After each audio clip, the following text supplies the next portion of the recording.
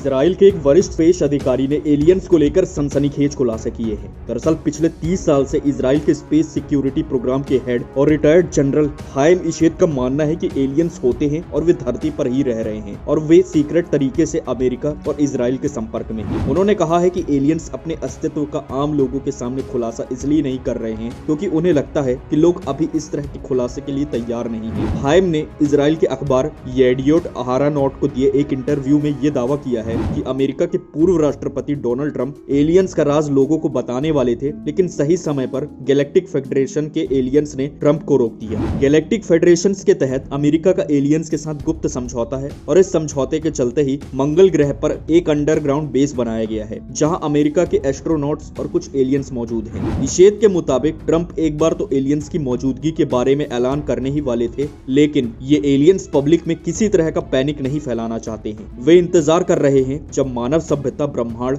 Spaceships और universe से जुड़ी जटिल चीजों को समझने में कामयाब हो जाएगी, तब वे अपनी अस्तित्व से खुले रहस्यों को लोगों के सामने रख देंगे। इशेद ने कहा है कि अमेरिकी सरकार और एलियंस के बीच समझौते के तहत ये एलियंस धरती पर कई तरह के प्रयोग करते हैं। मानव सभ्यता की तरह ये एलियंस भी रिसर्च कर रहे हैं और ब्रह्मांड के गूढ़ रहस्यों और ताने बाने को समझने की कोशिश कर रहे हैं और इस काम में उन्हें हमारी मदद की जरूरत है। इशेद का यह भी मानना है कि अगर उन्होंने ये बात आज से 5 साल पहले पब्लिक में कही होती तो उन्हें अस्पताल पहुंचा दिया जाता, लेकिन उन्हें उम्मीद है कि अब चीजें बदलेंगी। इशेद ने कहा है कि उन्होंने जहां भी अपनी बात रखी सबने उन्हें पागल ही बताया, लेकिन उन्हें इसकी परवाह नहीं है और उनके पास खोने के लिए अब कुछ भी नहीं है। वहीं साल 2011 में जब इशेद रिटायर हुए थे तो उनके योगदान को देखते हुए इजराइल की मीडिया ने उन्हें father of Israel satellite programme भी बताया था। अपने पद से हटने के बाद उन्होंने अपना सबसे ज्यादा ध्यान उसी एक चीज पर लगाया है जो उनके लिए बेहद ही रहस्यमयी और दिलचस्प है, और वो है एलियन। वहीं जेरूसलम पोस्ट के मुताबिक इस शख्स ने अपनी विचारों को एक किताब की शक्ल भी दी है जिसका नाम है द यूनिवर्स बियॉन्ड हॉरिजन। इस किताब में उन्होंने ये भी समझाने की कोशिश की है कि कैसे इन एलियंस के चलते हमारी धरती पर न्यूक्लियर दुर्घटनाएं होने से बची हैं। उन्होंने अपनी इस किताब में एलियंस के नेचर, उनके अस्तित्व से जुड़ी कई थ्योरी भी दी है। गौरतलब है कि इजराइल की स्पेस एजेंसी एक फ्यूचर मून मिशन की तैयारी कर रही है। इससे पहले इजराइल ने अप्रैल में कोशिश की थी, लेकिन उनका ये प्राइवेट फंडिंग रोबोटिक क्राफ्ट से जुड़ा मिशन फेल हो गया था। इससे पहले सिर्फ अमेरिका, चीन और पूर्व सोवियत यूनियन चांद पर कंट्रोल लैंडिंग कर पाया है। इशेद ने भले ही ये दावा किया हो कि अमेरिका के एस्ट्रोनॉट्स मंगल ग्रह पर एलियंस के साथ अंडरग्राउंड बेस में मौजूद है, लेकिन सच यही है कि अब तक कोई भी देश मंगल ग्रह पर किसी भी इंसान की लैंडिंग नहीं करा पाया है। हालांकि अमेरिका और चीन की मंगल पर निगाहें टिकी हुई हैं। तो पीपल्स, इस बारे में मैं आप सबकी राय जानना चाहूंगा कि आपको क्या लगता है कि एलियन से जुड़े ये खुलासे सच हैं या नहीं। क्या एलियन सभ्यता वाकई में हमारे बीच मौजूद है या ये एक महज अफवाह है? कमेंट कर जरूर बताएं। साथ ही लगातार अपडेट और ऐसी ही जानकारियों के लिए चैनल को सब्सक्राइब करना ना भूलें। धन्यवाद।